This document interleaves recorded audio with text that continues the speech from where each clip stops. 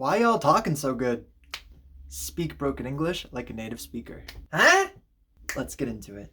Conversational language is not proper language, and native speakers don't really care about certain grammar rules when going about their day.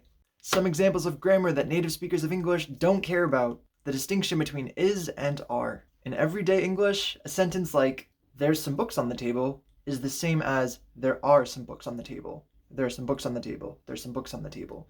You'll hear both, perhaps even in the same sentence. Clarifying who versus whom. Nobody cares! And many native speakers struggle with this in formal writing. Who are you talking to is the only way to ask this question colloquially. Whom are you talking to sounds weird, and to whom are you talking sounds archaic. Dropping the subjunctive. Something like, if I was you, instead of if I were you, if I were you. You'll hear it, but you'll come across as less educated if you speak like this. Some native speakers will cringe, others won't. Using like. And I was like, alright, let's do this. Like, in this context, is used for approximation and overall feeling of a statement. The specific details here aren't important. If you use I said instead, then you'd better have an exact or paraphrased quote prepared. Dropping have and its abbreviations. You better get on it equals you'd better get on it equals you had better get on it. Native speakers might even use all three depending on context and on how they feel. Wild. Dropping to be. You for real equals are you for real, etc. Adjectives equal adverbs.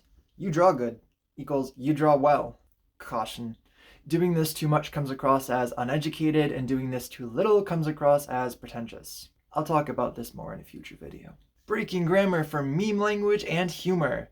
Oh lordy, he be stepping. Yeah, he do be like that. Non-native speakers hearing this be like, hey! Good luck with this. I'll discuss meme language and ungrammatical humor in a future video. Some grammar is non-negotiable and strictly followed. For example, don't be changing up the order of words in a sentence needlessly. Like, don't say, cat black on table sitting is, unless you're explaining the word order of another language. And don't be messing up the order of your adjectives either. 'Cause we'll know. The rule of adjectival order in English requires its own video. Sorry. Native speakers, after hearing such a rule exists, be like, hey? English learners be like, ugh. But English is not the only language to do this. Some examples.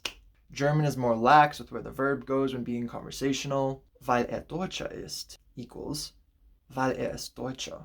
But don't overdo it. The French don't care about inversion if you're not being formal. Tu es prêt? T'es prêt? Es-tu prêt? Sounds fine, I guess, but it also sounds kind of formal despite using tu. Spanish speakers may add and drop s's as they please, depending on the dialect. Comprendiste, la manzanas, más o menos, etc. But be careful. La Real Academia Española will be disappointed with you if you do this in certain contexts. And I could go on. Learn the grammar to be able to use the language properly. Then learn how to properly break it to sound more like a native speaker. Like and subscribe for more language content. And I'll see you in the next video. Happy language learning.